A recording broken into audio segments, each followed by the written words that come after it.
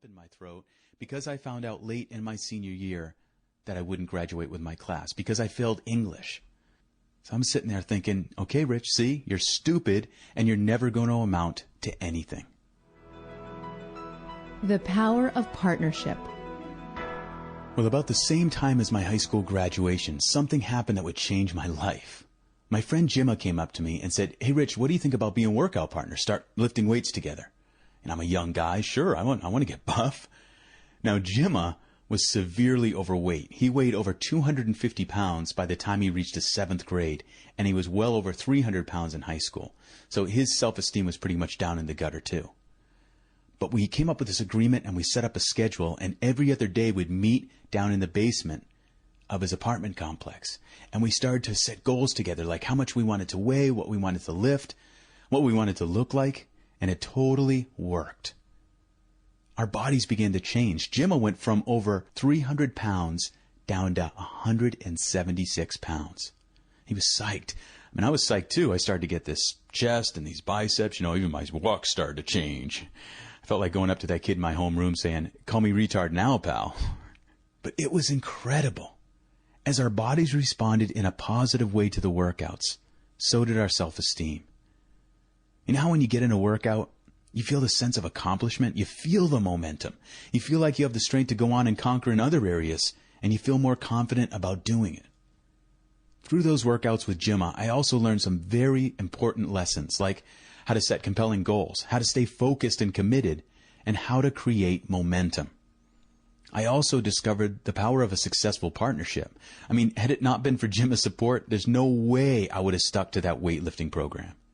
And I continued to push myself in bodybuilding. I actually went on to become a national level competitive bodybuilder. And then I applied these same lessons to my educational goals. I passed that English course, earned my high school diploma, and then went on and got a college degree in business. And I realized that I could apply these new strengths toward all areas of my life. As the momentum grew, I got more and more excited. I had this expanded vision about what I could do and who I could become. You see, I'm sharing my story, but I want these ideas to help you with your story.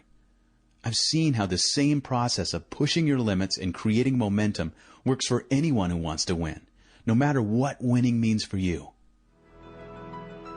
Momentum, the rare commodity. For so many of us, momentum seems elusive. Some people think that to create momentum, they have to push and struggle to make it happen. Others believe that momentum is some magical occurrence that only happens for lucky people. Some folks don't create momentum because they never give it a try. They don't believe that they have what it takes to achieve their goals. Most of us have so much to handle that we often put off doing what we really desire.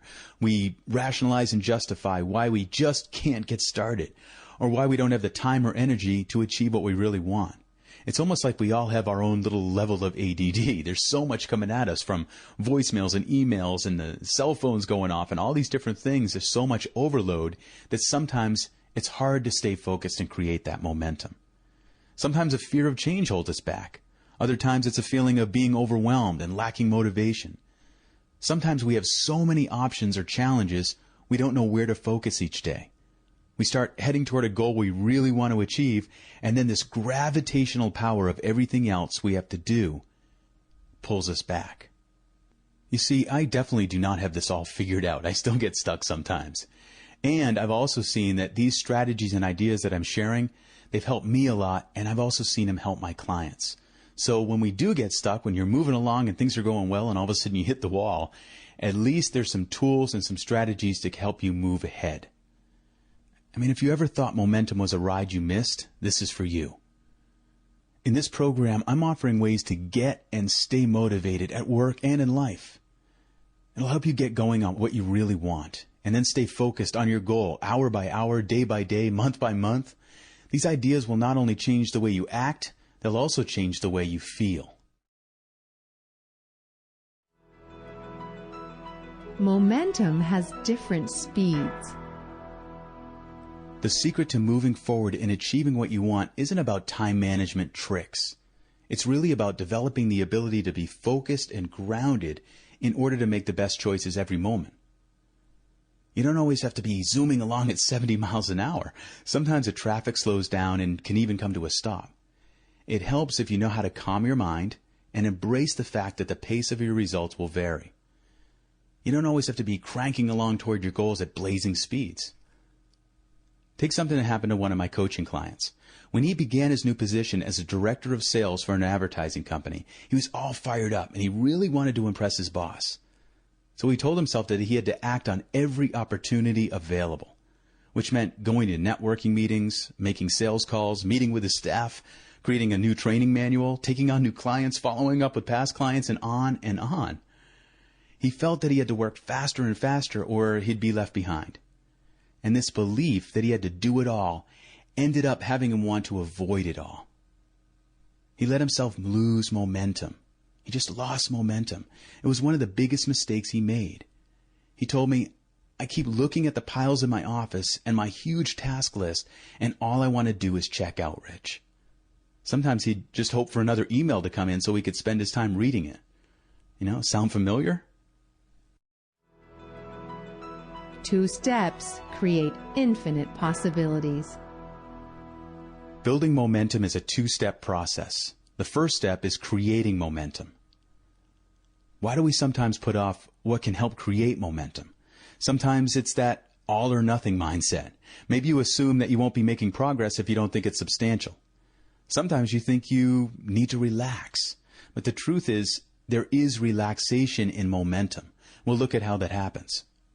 The second step is maintaining momentum. For some, staying focused hour by hour and day by day is the challenge. For others, completing the intention or goal or task is really tough. So throughout this program, you'll be reminded of how good it feels and how important it is to maintain momentum. However, movement does not always equal positive momentum. You might be getting more things done, but you might not be moving toward what you really want. In that case, you're creating negative momentum. For example, you might be making more and more money, but you might be spending at a rate that exceeds your income. Or you might be replying to all your emails, but at the same time you're avoiding making those important sales calls to your prospects. So it's really important to look at what your movement is moving you toward. Where are you going? Where do you want to be going? What will it look like once you get there? Of course, we'll address these questions as we go along here. Your unlimited momentum resource. Add some fuel to your fire. If you want momentum to carry you to your goals, there's a fundamental truth you must understand. When you know and accept what makes you feel most alive and you tap into it, this unlimited source to fuel momentum is at your disposal. Now you might be thinking, yeah, Rich, that's nothing new. It's common sense that we're all motivated to do what we want to do. And I agree. It is common sense, but common sense isn't all that common. Most people haven't given much thought to what really fires them up, to what really gets them going. Even if they have given it thought, most folks end up giving up on their intentions because they let them fade away over time. I want to help you with ways to keep your energy up, your passion high, your fire burning brightly. To get the most out of who you are and what you do takes 100% conviction. And, belief and passion are not all that it takes to create momentum, but without them, you miss a vital source of energy needed to move toward what you really want. So it's so important to find out what'll help fire you up to take action and also to stay focused on your most important goals, your most important intentions. Doing it the Zen way. Let me tell you about my dog Zen. This guy loves to lie around on his couch all day. Yes, his couch. Somehow he staked a claim on the couch in our daughter's room, and now it's so covered with American Bulldog hair that no one would ever think of sitting on it. Zen's hair resembles these little white wires with a special attraction to dark-colored clothes. Anyway, Zen will lay around on his couch, and the only momentum we'll see from him is when he either hears a can opener or his leash being pulled out for a walk, or when I say one thing. Zen, where's your rope? Then he jumps to attention, all the muscles of his body pop out in every direction, his eyes bulge out, his body trembles, his tongue hangs out the side of his mouth, drizzling enough saliva to fill a small pond. His tail wags so hard, I swear one of these days it's going to shoot off and fly across the room. But Zen knows what fires him up. He knows the reasons to take action. He wants to get into this deepest state of Zen meditation.